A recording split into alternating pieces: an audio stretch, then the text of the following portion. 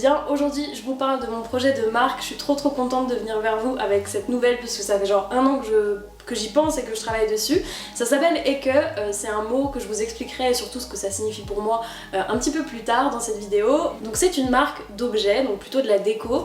Je suis trop contente. Aujourd'hui je vais vous expliquer un petit peu mes inspirations, la recherche aussi que j'ai fait au niveau des couleurs, des formes et vous expliquer comment je suis arrivée à mes premiers prototypes. Donc j'ai trop hâte de vous montrer tout ça, bien entendu sans aucun spoil. Mon objectif c'est de sortir mes premiers objets et donc mon site e-commerce début mars. De toute façon je vais vous emmener avec moi dans le processus parce que là c'est que le premier épisode où je vous montre vraiment la genèse de ce projet et dans les prochains ça sera la suite des événements, c'est-à-dire ce qui m'attend vraiment à partir d'aujourd'hui. Donc j'ai trop hâte de vous emmener avec moi dans cette nouvelle aventure.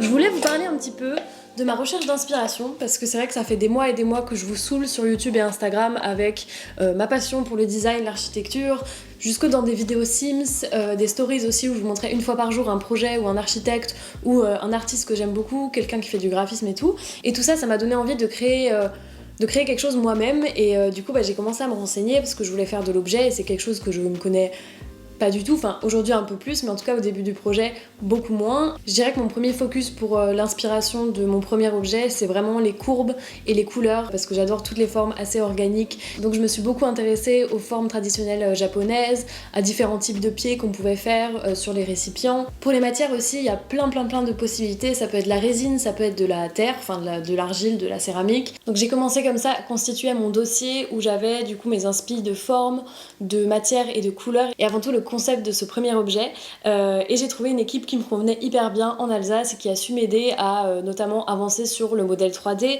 à trouver un peu la technique et la matière qu'on allait vraiment utiliser pour arriver au résultat qu'on voulait. Et donc voilà, ça a été beaucoup d'expérimentation pendant plusieurs mois, j'ai plusieurs prototypes que je vais vous présenter et franchement je suis trop contente parce que j'ai appris plein de trucs et je pense que c'est aussi pour ça que depuis le début je veux faire ce projet là, c'est que c'est finalement quelque chose que je connais assez peu et c'était un super défi et aujourd'hui j'ai pas encore toutes les compétences pour fonctionner toute seule et c'est pas forcément l'objectif depuis le début.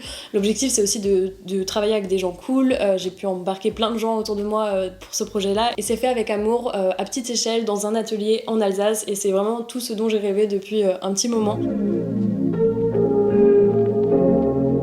Après avoir constitué ce dossier et avoir trouvé les bonnes personnes pour avancer dans mon projet, on a vraiment travaillé sur la première partie qui est la 3D, donc la modélisation en fait de ce premier objet. Ça donne à peu près ça, ça c'est un logiciel qui s'appelle Rhinoceros et on a travaillé sur plusieurs fichiers. Comme c'est quelque chose que je sais pas encore faire toute seule, j'ai vraiment décrit ce que je voulais et au fur et à mesure on a fait, je crois sur 2 jours, cette modélisation. Donc ça donne à peu près ça pour les premiers essais et l'idée c'était vraiment d'avoir une texture qui se rajoute autour de cette coupelle et qui fasse vraiment comme des vagues, en fait une forme assez organique, comme si on a fait de la céramique à la main et que finalement aucun des bols n'était vraiment pareil, alors que là on travaille sur une forme qui donnera potentiellement un moule, qui donnera plusieurs coupelles identiques par la suite. Je vous laisse découvrir quelques éléments de ces séances, on va dire, de travail sur la modélisation. Ça date de début novembre, donc je suis hyper impressionnée de voir comment ça a avancé depuis et comment ça a changé aussi. En gros, moi je travaille pas trop avec des dimensions, je travaille surtout avec des proportions. Ok. Je veux dire que je veux faire un contenant, du coup je fais un cylindre, comme tu voulais, genre avec le fond plat, tu vois. Ouais, parce qu'après ça se voit, ça fait vraiment colonne après quoi. Même le bol, même s'il fait que ça de haut, ça se voit que genre la forme elle est trop régulière quoi. Il y a un autre truc qu'on pourrait essayer, il sera plus grand, je vais mettre ça comme ça.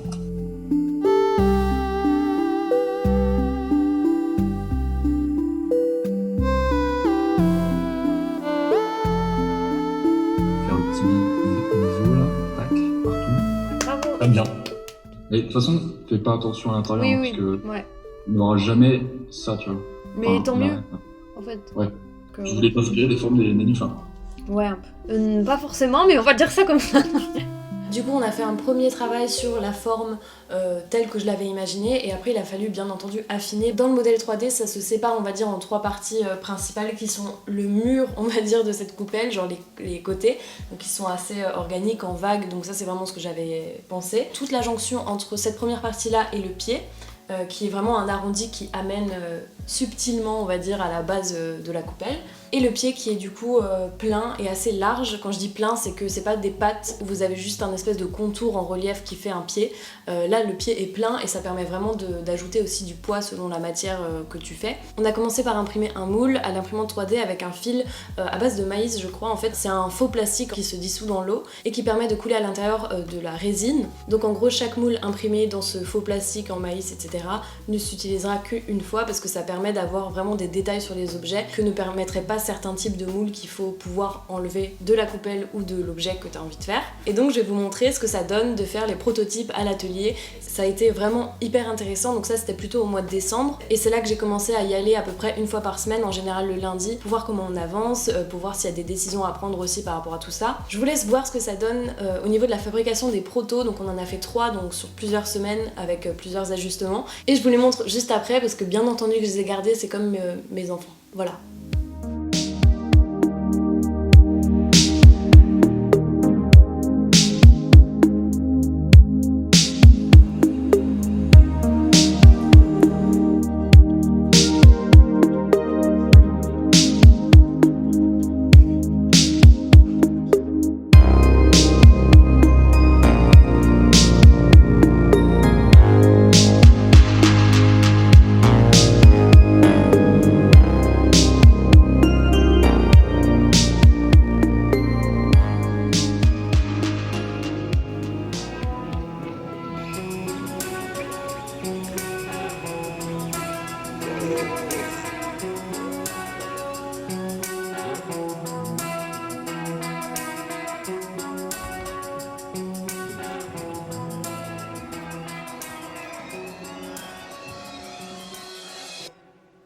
Je voulais vous présenter les 3 protos que j'ai en ma possession. Du coup voici le tout premier objet qu'on a fait, donc j'étais trop contente parce que c'était le premier moule qu'on a imprimé, c'est là que j'ai compris comment on faisait par rapport à la résine.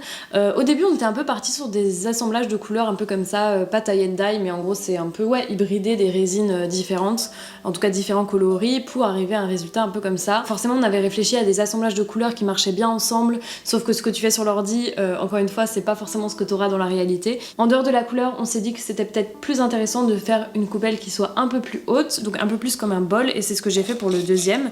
Du coup je mets mes affaires dedans, donc forcément je les utilise. Le deuxième proto, je l'aime trop parce qu'on dirait un bonbon. En gros on a fait un vrai rose, on a assemblé plusieurs poudres, plusieurs couleurs pour arriver à ce résultat là. Celui-ci pour le coup je pense que vous pouvez le voir à la caméra, mais il y a pas mal de cassures, enfin pas de cassures, de craquelures sur les côtés parce qu'en fait on avait mis un peu trop de peinture, je crois acrylique à ce moment là.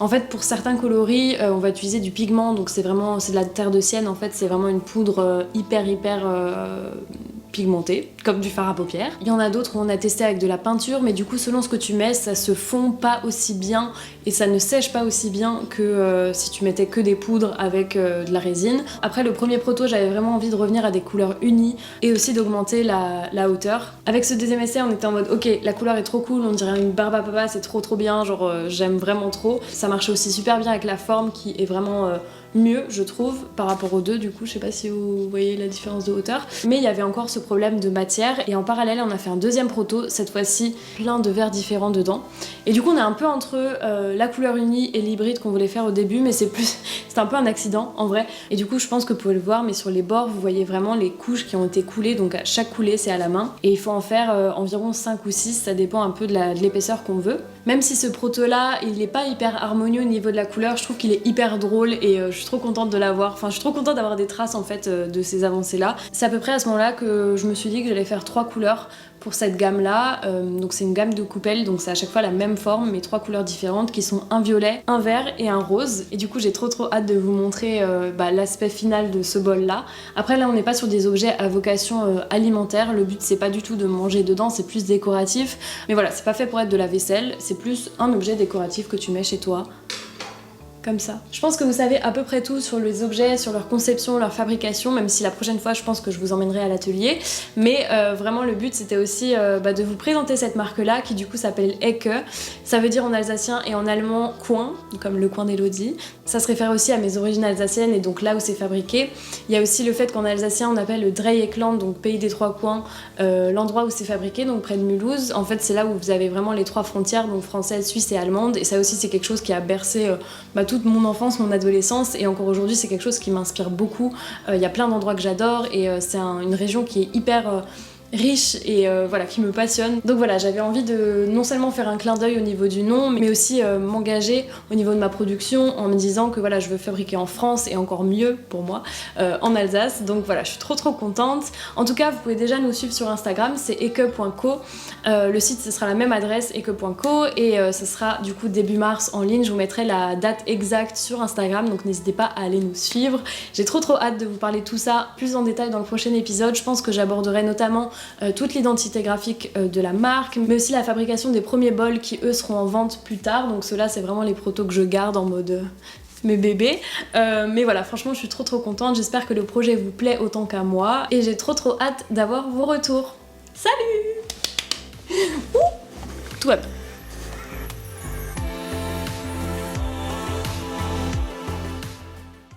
Mon jean est trop serré. J'arrive pas. I wanna be professional. Fais plusieurs jets, arrête de réfléchir. Regarde là, ferme. Attends, je réfléchis. J'ai dit arrête de réfléchir.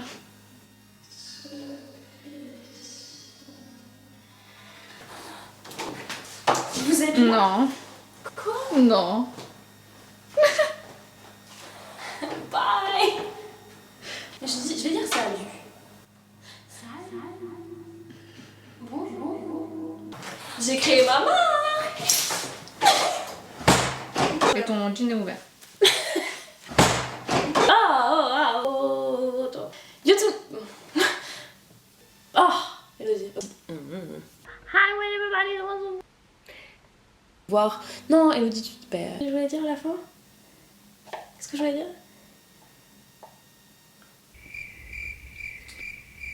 Vous pouvez déjà nous suivre sur Instagram @ecke.co pour communauté. Et on a la télé ici, wesh. Ok.